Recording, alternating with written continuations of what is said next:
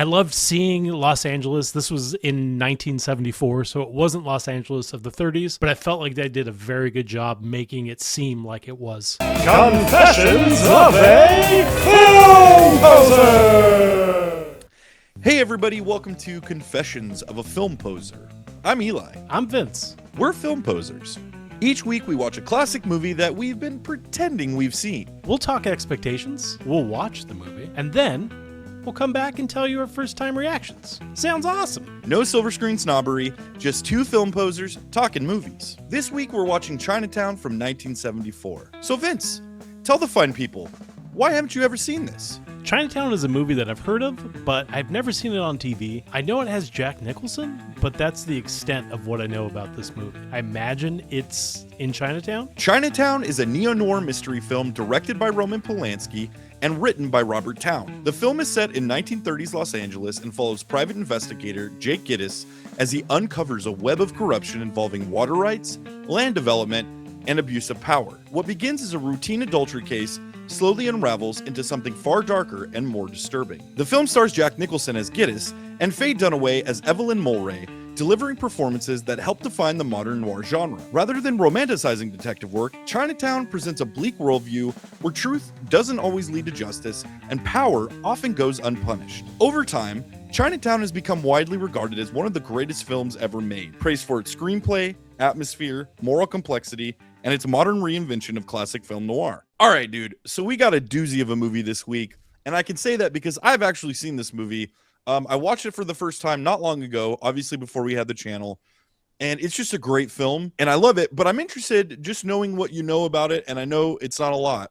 What are your expectations of this movie? This movie is one that I have heard of multiple times. It's on all the lists for like best movies ever made. I really don't have any expectations for what the story is going to be. I know it's a detective film. Like you just mentioned, we were huge fans of Thief. After that, I was like, I need to see all the noir films possible. And this one, it was one of the highest ones on the list. Well, let's pass it off to future Vince and Eli. But before we do that, hey, if you haven't already subscribed, hit subscribe, join us, like this video, come back and join the Film Poser Movie Club. We're out here once a week. We're confessing the movies that we've never seen, and we're watching them together. So we'd love for you to, number one, finish this video, but also come back and watch some of our older movies. We'd love to know what you think. And without further ado, Chinatown, baby. Why are you doing it? How much better can you eat? What can you buy that you can't already afford? The future, Mr. Gittes. Forget it, Vince. It's Chinatown. We're back. It's been a couple days. We watched the movie. So let's get right into it. Vince, what did you think of Chinatown? Dude, I absolutely love this movie. I've had a day to kind of think about what I wanted to say about this movie. All the cool stuff that we saw in the movie, a lot of cool stuff that like I researched after watching it. I'm probably not going to do this movie justice in my review because I feel like this is one of the first times that we've really hit a movie that cinephiles adore. Like we've definitely done a few that are that way, but this one's like the top of the list. But to start it off, I absolutely love this, dude. Thank you for bringing it in. Yeah, it was cool rewatching it, man. It's been a year or two maybe that I've seen this movie, and I remember the first time really, really loving it. And it's great. It's a fantastic movie. It gets even better the second time that you watch it. So many cool twists and turns to it. Such a tight screenplay, great direction, fantastic characters. You know, a story that you don't necessarily see where it's going. But tell me, like, out of all of that, out of the stew of what this movie is, what did you like most about it? Like, what was the thing? Because I know going into this, you didn't know much about it. So I don't think that you really had, like, expectations either way, high or low. But just basing it off of what you said cinephiles consider this movie to be, did it live up to that hype? And what exactly about the movie did you really, what did you love about it? Yeah, so I went into this knowing that this is on like the list of best movies. So my expectation was that I'm going to figure out why that is the case, see if my opinion matches what I've heard, and it does. I broke the rule, and I think I texted you yesterday. I tried to wait, but I was like, I need to tell him I absolutely love this movie. I think it's voted as like one of the best screenplays ever written. And going through the movie and watching it, you can understand why that is the case. You have the story that goes throughout the entire movie. of a character that is trying to figure out what is going on in Los Angeles in the 1930s. For a little bit, I'm trying to figure out why this is called Chinatown, because it's not based in Chinatown, which at the end you figure it out. I loved seeing Los Angeles. This was in 1974, so it wasn't Los Angeles of the 30s, but I felt like they did a very good job making it seem like it was. The soundtrack of this movie is incredible. I learned while watching it, I was looking through the IMDb, the man responsible for the soundtrack also did Gremlins, which I thought was kind of funny since we just watched that. Jerry Goldsmith, who's done a ton of stuff. I mean, if you look at the laundry list of movies that he's done all the movies of our childhood and then some. I thought the score was fantastic as well. The intro into this movie feels like a 1930s detective film. The whole movie feels that way. They did such a good job of capturing what these movies should look like and sound like, and I think they did it fantastic.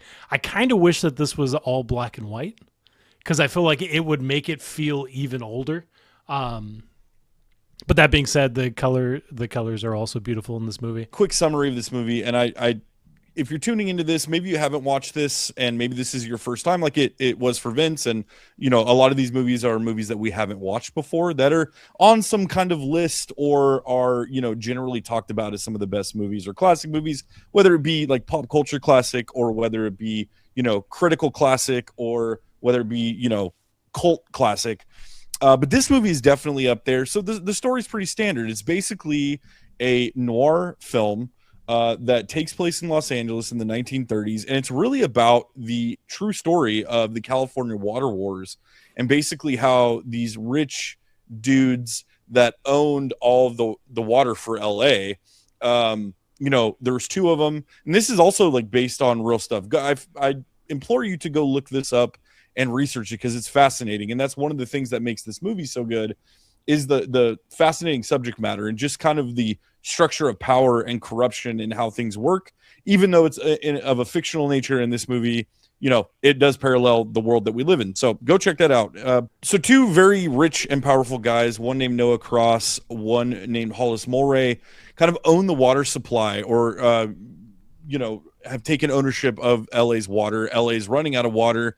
There's farmers that don't have enough water to feed the crops, then in turn, feed the animals.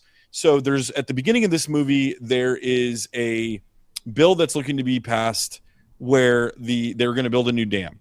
And in the middle of this is Hollis Mulray, who doesn't want to build the dam. There was an issue before where one of the dams that he built burst, killed a bunch of people, caused all this destruction. He doesn't want to make the same mistake twice.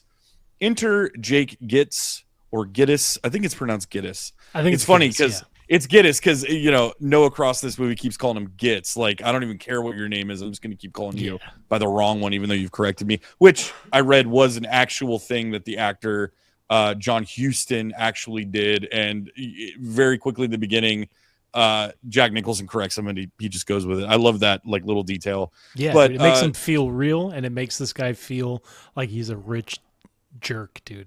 Right. So our private investigator, our lead character of the movie, Jake Gittes, is hired to investigate by Hollis Mulray's wife, who hires him to investigate an affair that he's having, until you find out that it's not really Hollis Mulray's wife. It's somebody that has been in the water and power department who wants the dam to be built, hired her to make it seem like he was having an affair and make it seem like he was a bad guy. So Jake, in being hired to do this, he starts investigating it, and in that starts unraveling all of these secrets of corruption within LA, amongst the politicians, amongst the rich and powerful, and this scheme to basically dupe farmers into selling off. They're basically going to starve the land. They're going to take all the water out of the land so nobody has crops, nobody can make any profit off anything, and then their land becomes dirt cheap. All these rich people buy it off for super cheap. Oh, lo and behold, now we own all the water rights to all of this vast area. Hollis Mulray, even though he owned the water supply, at some point has a schism with Noah Cross because he feels like that water belongs to the public. And so, the public is paying for water, and unbeknownst to them, all of this stuff is going on behind the scenes. Hollis Mulray gets killed, and then you find out that the lady who hired Jake Gittes wasn't really his wife. His wife is Evelyn Mulray, and Jack Nicholson figures that out, kind of begins a relationship with her. But, you know, that's the kind of the basis of this movie, and he uncovers who's really behind it, which of course is Noah Cross. And that's basically the summary of the movie. Fantastic, tight, straightforward, but one of the things I loved is it's really from the perspective of Jake Gittes. Like there's no A or B plots. It's just his story. A lot of the shots that I love are where they're following behind him. It's kind of the God shot where he's walking into a room or he's transitioning into a new scene. And the audience gets to be a fly on the wall and uncover all of these secrets, all of these things along with Jake Gittes. And that's what makes it super compelling. That's what made it really compelling for me the first time. I want to piggyback really quick, and then I'll shut up and let you continue because I know you had more to say. Jeez, but bro. I really want to. You're wearing an Obey beanie, dude. I just feel like it's, you know, I can't let you talk for too long because then, you know, you'll talk about snowboarding. Fun of his beanie. You're going to talk about snowboarding, and then you're going to tell us, you know, like, Listen, I can't believe let me rip, bro. I can't believe there's been no fresh powder. It's so late in the season. Blah blah blah blah. But one of the things that struck me in this viewing, and you touched on it, was the creation of 1930s LA and the intricate detail that went into that. And in turn, my feeling of this movie, what I came away from, is it made me realize, because you look at certain movies that are classics, some would call them that they have a certain cinema magic, and that is true. But when I tried to figure out what about this movie provided that cinema magic, and it was the atmosphere, it was the creation, the production design, it was the script, it was the performances, the directions, the shot compositions, the transitions between scenes.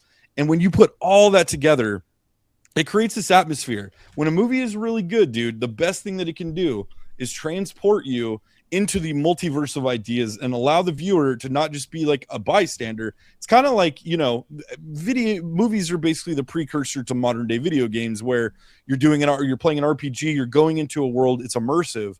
Movies like this, movies like Chinatown, are immersive because it allows you to go, and you and I have the benefit of having gone to LA a bunch. We've been in LA, you know, the Hollenbeck Bridge, that scene. I was like, oh, dude, how many times have I driven over that? So we kind of have the sense memory of LA, modern day LA, of course, but there's a lot of stuff there that is kind of the bones of old LA. And this movie just utilizes all that so well. And the atmosphere, it really transports the viewer into that era. It makes you feel like you're in 1930s LA. I just loved it, dude. I just felt like for 2 hours I was back in 1930s LA.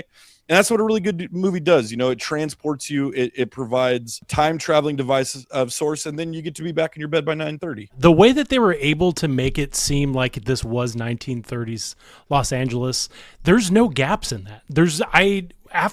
Whenever I watch these kind of movies, I kind of pick out and try to find things that maybe will show that this isn't in fact 1930s. And I couldn't find any for this film. All the cars, all the scenery, the Los Angeles lake beds, or so supposedly lake beds that are just dry. They've been dry our entire lives. It was kind of cool because that was the one thing that I can see that is still a staple of Los Angeles, is just looking at these waterbeds that have been empty and dirt forever. What's the name of the bridge? Because we have been to it, and it was featured in this movie, and I'm pretty sure that they just got rid of it. The Hollenbeck Bridge, I think it's still there. They just rebuilt it. They knocked down the old one and built a new one. But yeah, that's basically destroy it. But it's really, when you think about old LA, that's kind of the thing. And for me, it wasn't just that; it was also the houses. Yeah, that dude.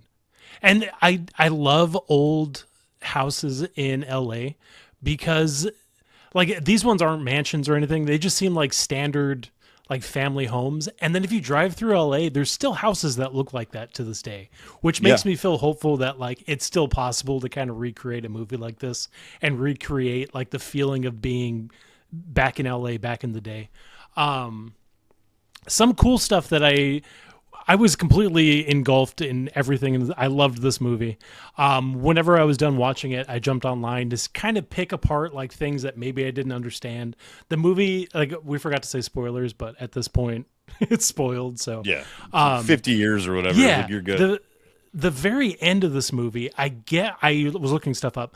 I guess this wasn't supposed to be the ending that was originally written, and that Polanski actually changed it, and he made it so everything that Jake worked to do and to help this woman out and to get her and her daughter sister, which is wild. We haven't even touched on that. To get her daughter sister free and trying to escape from this freaking terrible man. It all comes to an end and the guy wins. She gets shot. Everything that he worked for is gone. And then the very last line of the movie is like, he's freaking out. And then the cops, the detectives that he used to work with that know him, remind him like, hey, it's just Chinatown. Like, get out of here. Like, whatever happens in this town, like, there's nothing we can do about it. The best thing to do is just walk away, which whenever I finished the movie, I was kind of confused by why he said that. And then after thinking about it and also looking stuff up, like, it made it even more powerful. I guess I'm not smart enough to get that from the first watch, but going online and seeing that I thought was cool. Some more like details that I learned about this movie. Did you know that this movie was supposed to be the first of 3?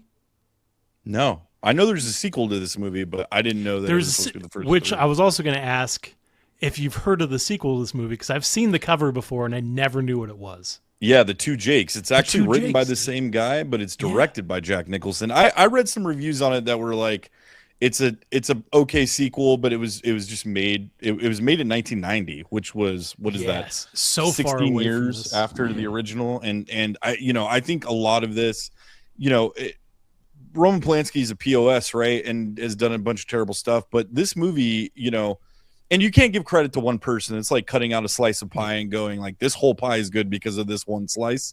So just everything together. But yeah, I didn't know that it was supposed to be one of 3. That's crazy. Yeah, so I guess this one's supposed to tackle water and power. Another one is supposed to tackle like oil. And then I forgot what the third one was supposed to be.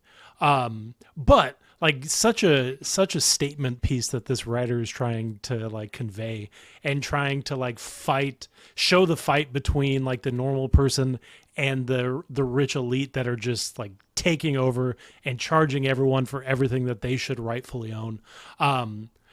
I really thought that this movie was fantastic, and the subject matter, like that. Besides all that, the detectiveness of this movie, the character Jake, and the way that he handles himself, the way that he like won't be swayed away from what he's trying to do.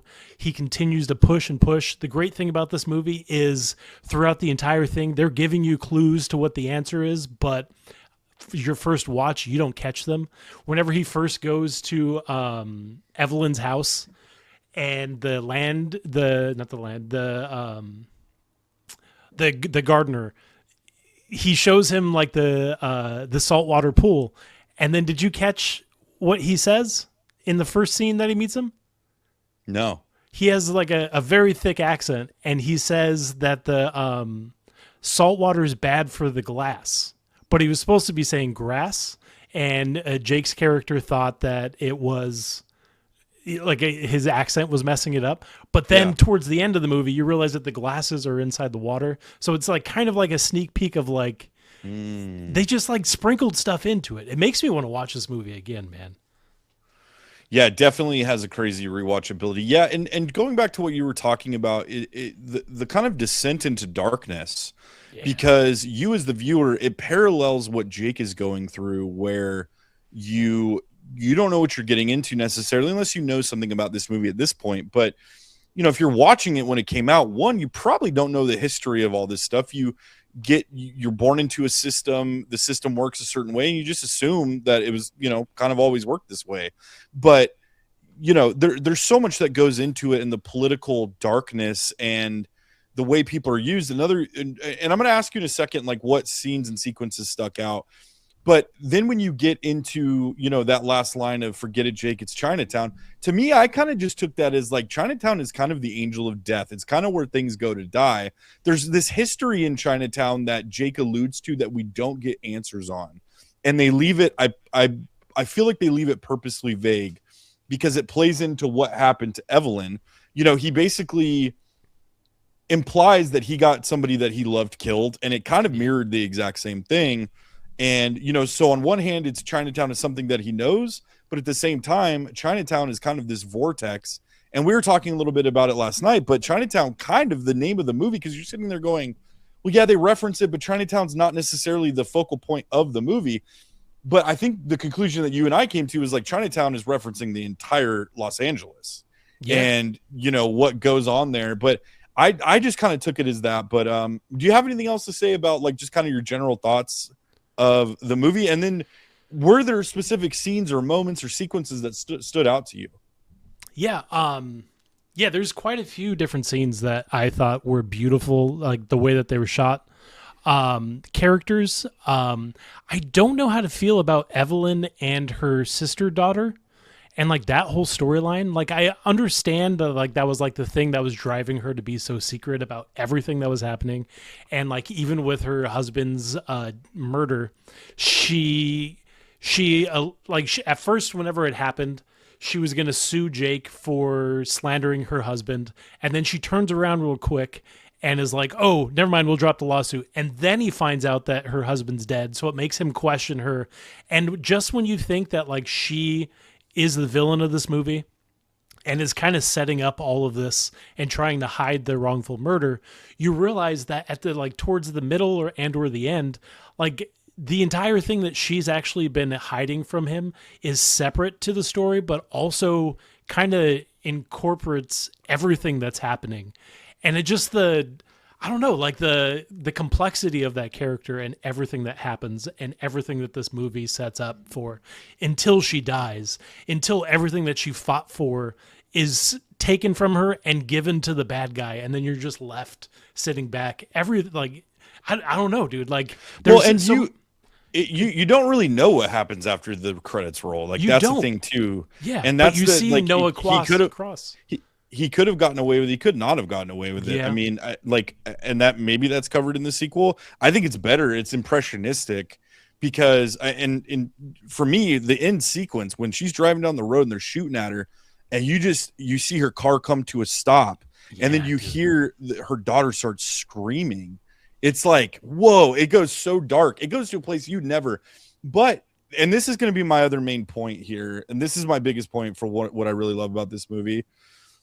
It shows the hand of corruption corrupts all. Yeah. And everything that Noah Cross touched turned to death and darkness. And yeah, he got over, and that was his end game, right? He's buying the future. He says it to Jake, you know, why are you doing this? Like, what do you need more money for? What are you going to buy that you don't already have? Like, what's the thing? And he's like, well, I'm buying the future, you know? And so to him, it was the ends justify the means.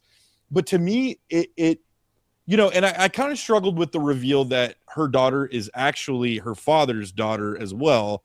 And there was some shenanigans that happened there, put two and two together. He's not a good dude, but I don't know that there's ever been a villain that I've seen in a movie that's as evil, that's had so little screen time. And it's just that everything that Noah Cross was involved with, it was just, he was terrible. He's a terrible person. Yeah. And it's strange because he feels so evil, but there's no scene in this movie where he's doing evil things. Like, right. You just see the result of the evil things that he's doing. Like another one is when they go to the old folks home and you realize that all the people they're using these, like the old folks home is connected to Noah Cross and a nonprofit is giving them money, but he's stealing the identities of these people to buy all of this farmland because they're dying off. And the web, right? That's the thing, is like the web of all of this. It just goes so deep. Yeah. And I meant to write down some quotes, but this movie had some great quotes, dude. Hello, Claude. Where'd you get the midget? That was funny. Overall, last year we watched Thief, and that was our favorite movie of the year. We started 2026 off pretty strong, dude. This one made me so excited that I finally got why everyone was saying that this is a masterpiece of a movie. And it made me kind of want to share that I finally was able to enjoy it, and I can completely understand why this is so well received. It's cool, man. It was a good movie. And I love like for specific sequences, like one of the most unsettling sequences to me, and I don't really know why, but it just was when he goes to the orange grove and he's kind of starting to investigate and he gets shot at. And so he's running. Number one, the camera work was really cool. And again, it goes back to the first person perspective from Jake's perspective. And just his dealing with these kind of Okies that are like running this farm, and he gets in this fight and takes on two dudes and, like holds his own, little scrappy cuss. But dude. that one for me was really weird, and then it was really disheveling, and it was during the kind of period that you spoke about a little bit, where they're trying to kind of make you think Evelyn Mulwray she's keeping secrets for sure, but you think it's more nefarious, and she's maybe more in line with Hollis's death. But that sequence like bugged me. I don't really know why. I think the other thing that bugged me was when he goes in the house and he finds Ida dead, which Ida was the woman that tried, or she lied and said that she was Hollis's wife. When he finds her dead and the police lieutenant's in there, and I couldn't figure out if it was like they were setting him up, or if they were investigating it and he came at the same time. Yeah, I was thinking the same thing. I think that they set him up. They saw that his number was by the phone. I don't know how much like that actually would work, because who knows how long they'd be waiting there for a guy that has his phone number on the wall to show up to the murder scene. I feel like that was kind of a strange setup, but it set up the rest of the movie, and it goes back to the first person that we meet Jake like talking to in the movie. Curly. Yeah, it sets it up that he's hiring Jake to like check out and see if his wife is cheating on him. And then later on in the movie, you don't imagine you'll ever see this character again. Yeah. And he comes in clutch, and then you meet the wife and she has a black eye. Black eye, dude. And you realize that like, okay, Curly is the problem here. Yeah, I don't know, man.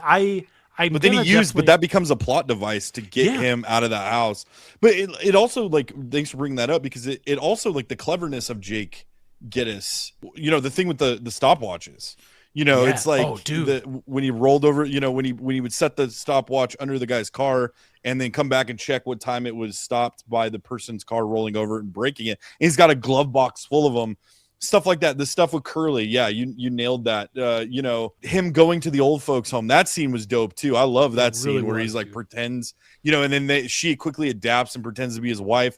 And their performances together. The cast was incredible. John Huston, like I said, going back to him, who played Noah Cross, for not having much screen time, man, just commanded presence and really created a character that you hated and affected you throughout the entire thing. All right, give me your rewatchability score on this one. With all that in mind. I'm going to give it a 5, dude, because I'm going to watch this within the next month again. I just finished it, and I'm going to watch it again, so the rewatchability is a 5. This is absolutely a 5. It deserves all the bells and whistles and accolades that it gets. All right, well, if that's all that we have to say about Chinatown, I think we said enough. We both love this movie. Go check it out. I'm sure it's on streaming platforms. It's on video on demand, or buy the VHS or the 4K like Vince and I did. Thank you guys so much for watching. Thanks for sticking around. And if you're a film poser and you want to join the Film Poser Movie Club, hit subscribe. Come back next week. We're putting out videos every week. Find us on Spotify, Apple Podcasts if you don't want to look at us and you just want to listen to us. But tell your friends, come back, put your confessions in the comments. Let us know what movies that you've never seen that we should add to our list. All right, bye, Vince. Thanks. Bye. Later, man. Confessions of a Film Poser.